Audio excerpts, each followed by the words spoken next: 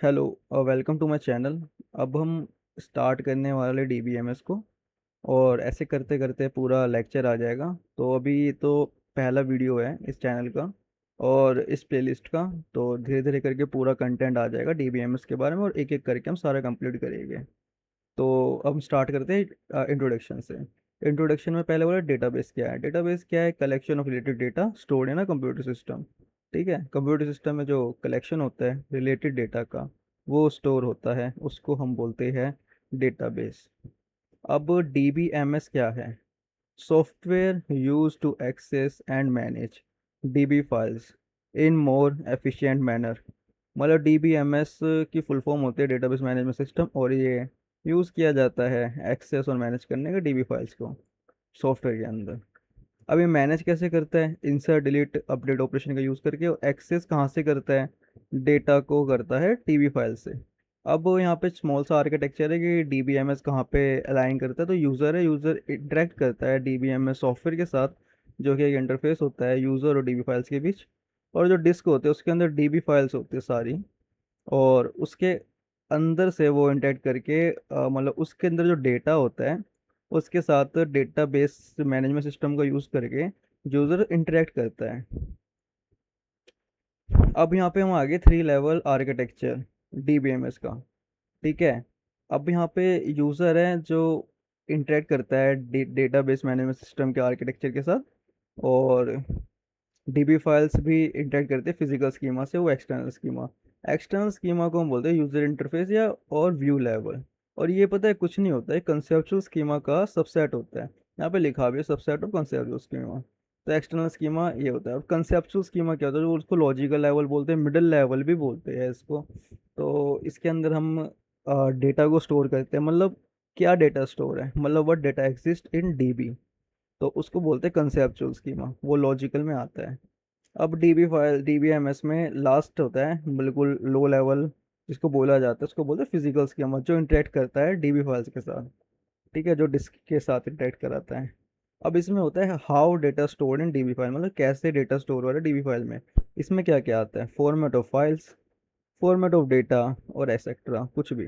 अब इसमें Meta data का भी यूज़ करा जाता है। मेटा डेटा क्या होता है? डेटा ऑफ डेटा, मतलब बहुत बड़ा डेटा। अब वो डेटा डायरेक्टरीज भी बोला जाता है। ठीक है इसको। अब हम आगे चलते हैं। अब डीबीएम में स्टार्ट करने से पहले पहले हमें डेटा इंडिपेंडेंसी के बारे में भी क्लियर होना जरूरी है। तो डेटा इंडिपेंडेंसी क्या होता है? User can use the database without knowing the format of data. ठीक है, मतलब यूजर उसको यूज कर सके डेटाबेस का बिल्कुल बिना जाने हुए कि उसका क्या फॉर्मेट है डेटा का। ठीक है, अब हमने फिजिकल डेटा इंडिपेंडेंस और लॉजिकल डेटा इंडिपेंडेंस, ये दोनों के दोनों डेटा इंडिपेंडेंसी के पार्ट है। अब फिजिकल डेटा इंडिपेंडेंस को में क्या है, मतलब किस चीज़ की इंडिपेंडेंसी मांगी गई है? तो इसकी इंडिपेंडेंसी का ये है कि चेंजिंग ऑफ फिजिकल स्कीमा, जो कि हमने 3 लेवल आर्किटेक्चर में पढ़ा था। यहाँ पर फिजिकल स्कीमा में कोई भी चेंज करा जाएगा तो वो इफेक्ट नहीं करेगा कंसेप्चुअल स्कीमा, या मतलब पूरे आर्किटेक्चर को इफेक्ट नहीं करेगा डीबीएमएस के अंदर। वो बस चेंज होएगा तो फिजिकल स्कीमा में होएगा। मतलब यहाँ पे साफ लिखा, changing of physical schema may not affect on conceptual. अब लॉजिकल डेटा इंडिपेंडेंसी का क्या मतलब है? Changing of conceptual schema may not affect on external user view.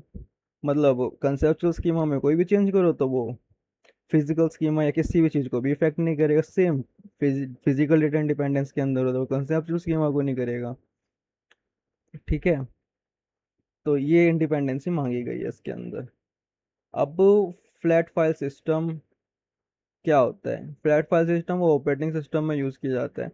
अरे हाँ, एक चीज़ और रह गई। जैसे इसका एग्जांपल तुम है ना, कोई सोशल मीडिया ऐप ले लो, लाइक स्नैपचैट। जब हम स्नैपचैट का यूज़ करते हैं तो हम स्नैप बना के भेज देते हैं, जस्ट अनस्ट्रक्चर्ड डेटा होता है वो, और वो चला जाता है। तो वो इसके थ्रू होते हुए उनके डेटाबेस में स्टोर हो जाता है, और वो दूसरे यूज़र के पास चला जाता है। तो मतलब कैसे काम कर रहा है बीच में तो हमको कुछ नहीं पता।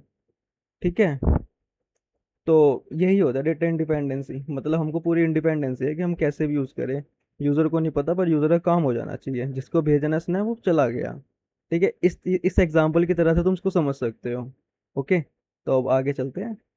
अब फ्लैट फाइल सिस्टम इसको बोलते हैं, ऑपरेटिंग सिस्टम फाइल्स भी बोलते हैं। अब dB files manage by user without DBMS software, ठीक है। यूजर्स को मैनेज करेगा डीबीएमएस का यूज़ करे बिना। तो इसमें क्या होता है, यूज़र है ऑपरेटिंग सिस्टम का यूज़ करता है और डीबी फाइल्स के साथ ऑपरेटिंग सिस्टम का यूज़ करके इंटरेक्ट करता है। तो ये इसका डायग्राम बनाया था मैंने, थोड़ा अच्छा लग रहा है इसलिए बना दिया। अब फॉर्मेट ऑफ फाइल्स, जिसमें फॉर्मेट होता है फाइल्स के dot T X T dot C S भी बहुत सारे होते हैं, dot M P four M P three A V M W M V, बहुत सारी फलाना का notepads dot C plus plus anything about, मतलब कुछ भी, ठीक है। अब उसमें फॉर्मेट होता है डेटा का और लोकेशन होता है, लोकेशन एंड फाइल का नाम होता है, नेम ऑफ फाइल, ठीक है। जैसे हम कोई भी फोल्डर या कोई भी फाइल बना के स्टोर कर देते हैं ना किसी भी फोल्डर के अंदर, तो वही है फ्लैट फाइल सिस्टम, ठीक है। तो फ्लैट फाइल सिस्टम मतलब प्रीफर करा जाता है स्मॉल डेटाबेस के लिए, और ह्यूज डेटाबेस के लिए फ्लैट फाइल सिस्टम फेल हो जाता है, वहाँ पे डीबीएमएस ही काम आएगा। क्योंकि तुम भी सोच लो, बड़ी बड़ी इंडस्ट्री के पास ह्यूज अमाउंट ऑफ डेटा होता है, अगर वो फ्लैट फाइल सिस्टम का यूज़ करने लग जाएगा तो कुछ भी काम नहीं करेगा, ठीक है। अब limitation of flat file system और advantage of DBMS file system, अब हम ये समझते हैं क्या है, ठीक है। तो लिमिटेशन पढ़ते हैं फ्लैट फाइल सिस्टम की। पहले ये too complex to manage application programs and complex to develop application program, मतलब कॉम्प्लेक्स है, ठीक है, मैनेज करने में और डेवलप करने में किसी भी एप्लीकेशन प्रोग्राम को, ठीक है। इसकी आईओ कॉस्ट मतलब एक्सेस कॉस्ट ज़्यादा आती है डेटा को एक्सेस करने में। मतलब अगर तुम फोल्डर में जाके सर्च करोगे ना करोड़ों फाइल्स के ऊपर कि हमें को कोई फाइल चाहिए, तो वो बहुत देर लगा देगा ऑपरेटिंग सिस्टम उसको ढूंढने में, बट डीबीएमएस में ऐसा नहीं होता।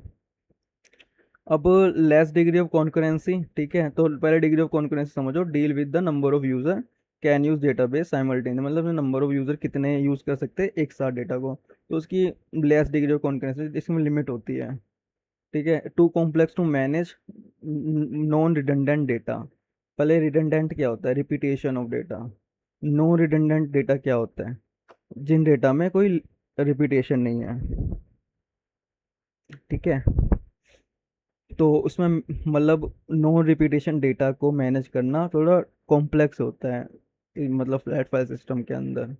अब different level of access control not possible by using flat file system, मतलब अलग अलग तरह के एक्सेस कंट्रोल पॉसिबल नहीं होते फ्लैट फाइल सिस्टम के अंदर। अब एडवांटेज ऑफ डीबीएमएस फाइल, मतलब फ्लैट फाइल सिस्टम को छोड़कर डीबीएमएस को क्यों यूज़ करें, तो इसकी लिमिटेशन तो बता दी, पर उसमें ये लिमिटेशन नहीं होती। जैसे कि because of data independency easy to manage application program, उसमें डेटा इंडिपेंडेंसी होती है, हमने पढ़ा था। Because of indexing to the database file reduces IO cost to access data, इसमें इंडेक्सिंग होती है, जैसे कॉपी होते हैं, कॉपी में इंडेक्स होता है, हम पेज नंबर में सीधा चले जाते हैं, मोटी मोटी बुक्स को तो ऐसे एक्सेस करते हैं। तो उस तरह से भी तुम समझ सकते हो इस बात को। अब मोर डिग्री ऑफ कॉन्करेंसी मतलब मैक्सिमम, मतलब उसमें कोई वो नहीं है, मतलब काफ़ी सारे लोग उसका एक साथ यूज़ कर सकते हैं, ठीक है। तो उसकी मोर डिग्री ऑफ कॉन्करेंसी होती है। अब बिकॉज ऑफ नॉर्मलाइजेशन, मतलब नॉर्मलाइजेशन डीबीएमएस के अंदर एक पार्ट है, एक टॉपिक है, इसको हम पढ़ेंगे। तो उसकी वजह से ना जो नॉन रिडंडेंट डेटा को मेंटेन करना बहुत इजी हो जाता है, ठीक है। क्योंकि मतलब नॉर्मलाइजेशन यूज ही होता है डेटा की रिपीटेशन को ख़त्म करने के लिए।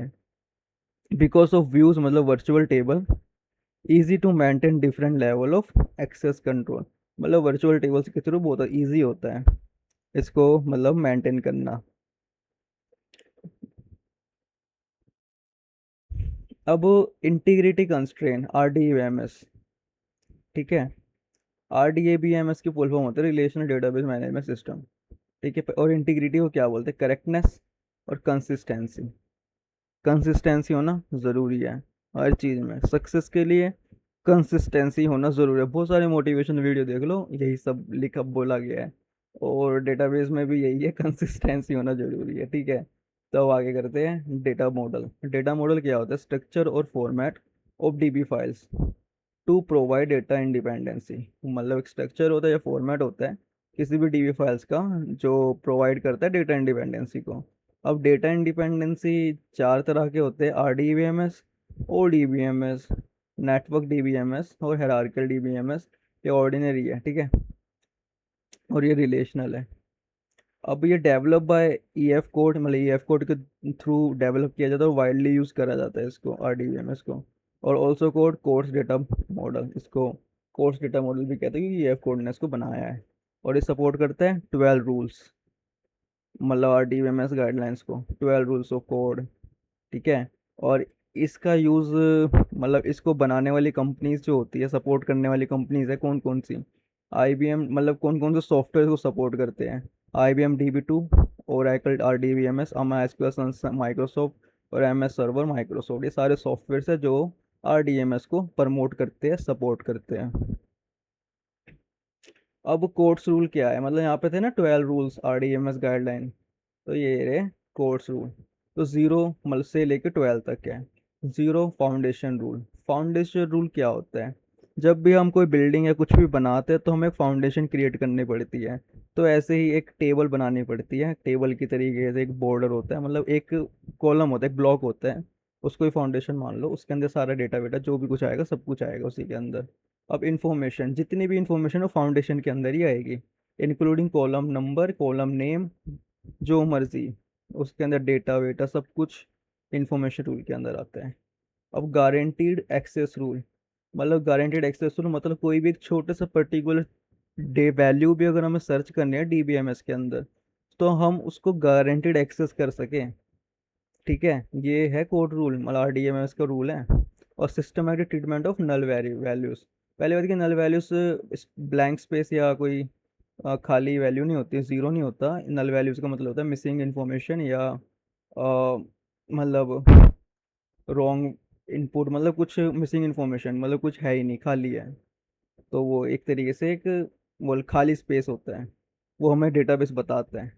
तो इसको है ना सिस्टमेटिकली ट्रीट करना चाहिए, नो नल वैल्यूज, मतलब नल वैल्यूज ना हो तो ही बेटर है आरडीएमएस के अंदर, ताकि है ना उससे हम एक्सेस थोड़ा इजीली कर सकते, तो इसलिए हम सिस्टमेटिकली उसको ट्रीट करते हैं नल वैल्यूज को, कि ना हो उसके अंदर, ठीक है।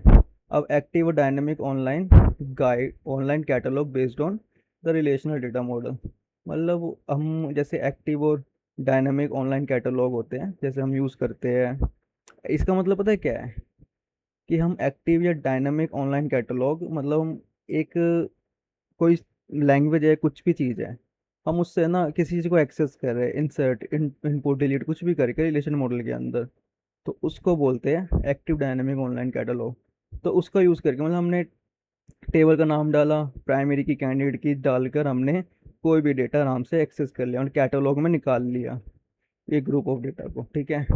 अब कॉम्प्रिहेंशन डेटा सब लैंग्वेजेस, अब एक्टिव मतलब हमने डेटा एक्सेस करने का पैटर्न तो निकाल लिया, पर हम अब उसको एक्सेस करने के लिए लैंग्वेज भी तो चाहिए होगी ना, तो हमने कोई सब लैंग्वेज के रूल को कॉम्प्रिहेंस करा है, मतलब कॉम्प्रिहेंसिव इंग्लिश होती है, इसमें इंग्लिश के कुछ रूल्स होते हैं। तो वैसे ही हमने एक लैंग्वेज आइडेंटिफाई कर लिया, एसक्यूएल को कर लिया, ठीक है। तो हमने एसक्यूएल के थ्रू है ना, हमने एक्सेस करना चालू कर दिया, नल वैल्यूज को ट्रीट करना चालू कर दिया, ठीक है। गारंटेड रूल को भी एक्सेस करना है, इन्फॉर्मेशन रूल, ये सारा एसक्यूएल के थ्रू हो रहा है, ठीक है। अब यहाँ फिफ्थ से लेके सारे यहाँ तक का। अब व्यू अपडेटिंग रूल, मतलब जब भी हम कभी भी कोई वर्चुअल टेबल को अपडेट करते हैं ना, यहाँ पे सबसे पहले आया था because of virtual table maintain different level, मतलब अगर हम डिफरेंट लेवल को मेंटेन करने के लिए वर्चुअल टेबल यूज़ करते हैं, तो व्यू अपडेटिंग रूल्स, मतलब व्यू को अपडेट करते हैं तो आराम से हो जाएगा एसक्यूएल के through. Relational level operational rule, मतलब कोई भी जैसे व्यू, मतलब रिलेशनल लेवल ऑपरेशनल रूल, ये जो है ना, ये थ्योरेटिकली हमने व्यू को अपडेट कर दिया रूल्स के, मतलब थ्योरेटिकली, और अब हम उसको प्रैक्टिकली इम्प्लीमेंट करेंगे। और रिलेशन लेवल ऑपरेशन रूल मतलब कोई भी रिलेशन होता है, जैसे ईआर मॉडल्स होते हैं, कुछ भी होता है, तो आपस में ना रिलेशंस होते हैं, एम मतलब many to one, many to many, one to one, in relation level operation के रूल होते हैं ना, इनको भी, ये भी होने चाहिए आरडीएमएस के लिए, मतलब ये भी, इनको इसको भी प्रमोट करना है आरडीएमएस को, नहीं तो ऐसे कुछ भी नहीं होगा डीबीएमएस में। फिजिकल डेटा इंडिपेंडेंसी रूल, मतलब अगर हमने डिस्क के डेटा के साथ कोई छेड़छाड़ करी है, कोई भी चेंज करा है ना, तो वो कंसेप्चुअल स्कीमा को ना इफेक्ट करे, मतलब लॉजिकल डेटा को ना इफेक्ट करे। लॉजिकल डेटा इंडिपेंडेंस, मतलब लॉजिकली अगर हमने लॉजिकल डेटा को चेंज करा है, मतलब हमने स्टूडेंट आईडी और स्टूडेंट नेम को चेंज करा है, तो वो फिजिकल डेटा पे जल्दी इफेक्ट ना डाले जब तक कुछ भी सेव ना होता, ठीक है। अब इंटीग्रिटी इंडिपेंडेंस मतलब कंसिस्टेंसी होना चाहिए डेटा के अंदर, ठीक है, डेटा कंसिस्टेंट होना चाहिए। डिस्ट्रीब्यूशन इंडिपेंडेंस मतलब डिस्ट्रीब्यूशन अगर हो गया ना डेटा का, अलग अलग जगह पे हमने डेटा को स्टोर करा है बिकॉज ऑफ मेमोरी शॉर्टेज या कुछ भी सिक्योरिटी पर्पस कुछ भी, तो मतलब उसको डिस्ट्रीब्यूशन इंडिपेंडेंस रूल होना चाहिए, मतलब उसको अच्छे से एक्सेस कर सके हम एक सॉफ्टवेयर के थ्रू अलग अलग तरह के डेटा को अलग अलग जगह से, ठीक है। अब नॉन सुपरवर्जन रूल, अब ये नॉन सुपरवर्जन रूल है ना, सिक्योरिटी पर्पस का रूल है कि अगर हमने सब कुछ कर दिया, पूरी फाउंडेशन 0 to 11 तक ये वर्क पूरा कंप्लीटली ठीक ठाक कर रहा है, कोई दिक्कत नहीं कर रहा डीबीएमएस, तो मेन पर्पस होता है सिक्योरिटी, ठीक है। तो कोई भी अगर हम किसी फलाना पर्सन को हम अपना कोई कोड वोड दे देते हैं या कुछ भी उसको थोड़ा एक्सेस दे देते हैं डेटाबेस का, तो वो छेड़छाड़ ना कर सके ज़्यादा डेटाबेस के साथ, मतलब मान के चलो बहुत बड़ा डेटाबेस है उसका, मेटा कंपनी का, अब मार्क जुकरबर्ग ने कुछ छेड़छाड़ कर दी तो करोड़ों यूज़र का डेटा खराब हो जाएगा, ठीक है। तो ऐसा ना हो तो इसलिए नॉन सुपरविजन रूल को भी करा जाता है। बाकी तुम मैंने ये सारे रूल्स अपने तरफ से पूरा पढ़ा दिए हैं, तुम नोट तो नहीं कर पाए होगे क्योंकि सिर्फ इनके नाम ही लिखे हुए हैं यहाँ पर मैंने एक्सप्लेन सारा कर दिया ठीक से। बाकी अगर तुमको थोड़ा इसके बारे में और जानना हो ना तो तुम इसको गूगल कर सकते हो और शायद से कमेंट भी कर सकते हो, मैं इसको पढ़ा दूंगा अगली वीडियो में, अगर मतलब तुमने बोला तो इसको डीप में पढ़ा दूंगी 1 by 1, ठीक है। और अगर कोई डाउट आया हो तो भी तुम कमेंट में डाल सकते हो, मैं शायद से नेक्स्ट वीडियो में उसको शॉर्ट आउट करूँ या फिर मैं कमेंट बैक कर दूंगा तुमको लिंक के साथ या कोई इन्फॉर्मेशन के साथ, ठीक है। तो आज हमने कंप्लीट करे हैं कुछ टॉपिक, जैसे इसका इंट्रोडक्शन, डेटाबेस क्या है, डेटाबेस मैनेजमेंट सिस्टम क्या है, और मतलब 3 लेवल आर्किटेक्चर डीबीएमएस का ये पढ़ा है, बहुत बेसिक है सारी चीज़ें अभी तो। और फिर हमने डेटा इंडिपेंडेंसी के बारे में पढ़ा है, फ्लैट फाइल सिस्टम क्या होता है, उसकी लिमिटेशन और एडवांटेज डीबीएमएस में, फ्लैट फाइल सिस्टम से हम डीबीएमएस में क्यों आए, और इंटीग्रिटी कंस्ट्रेंट क्या होता है, डेटा मॉडल जो इंपॉर्टेंट टॉपिक है उसके बारे में पढ़ा कि ये मतलब 4 तरह के डेटा मॉडल्स होते हैं, मतलब स्ट्रक्चर और फॉर्मेट होता है डीटीबी फाइल्स के, जो 4 तरह के बता रखे हैं यहाँ पर, वैसे तो होते तो बहुत तरह के होंगे, इतने तो मेरे को भी नहीं पता, पर मेन 4 तरह के होते हैं, तो ये मैंने तुम्हें मेंशन कर दिया, ठीक है। बाकी जो डीबीएमएस में जब पढ़ोगे तो तुम्हें रिलेशनल ही पढ़ना पड़ेगा, बाकी इनका तो कोई वो नहीं होता, अगर तुम आगे हायर स्टडी करोगे तो इनको पढ़ना पड़ेगा। अगर तुम चाहते हो ये मैं पढ़ाऊँ तो तुम कमेंट कर देना या बोल देना, मैं पढ़ा दूंगा। और बाकी ये कोर्स रूल है और आरडीबीएमएस की गाइडलाइन मैंने तुम्हें एक्सप्लेन कर दी है। बाकी अगर तुम्हें और भी इसके बारे में जानना है तो खुद से भी देख सकते हो, अगर तुम चाहते हो कि मैं बताऊँ तो तुम कमेंट कर सकते हो, मैं नेक्स्ट वीडियो डाल दूंगा इसके ऊपर। बाकी कल हम टॉपिक आगे करेंगे कैंडिडेट की, फिजिकल की, मतलब कैंडिडेट की, प्राइमरी की, फॉरेन फॉरेन की, सुपर की, इनके बारे में कल पढ़ेंगे, ठीक है। तो आज के लिए थैंक यू यहाँ तक वीडियो देखने के लिए, एंड बाय।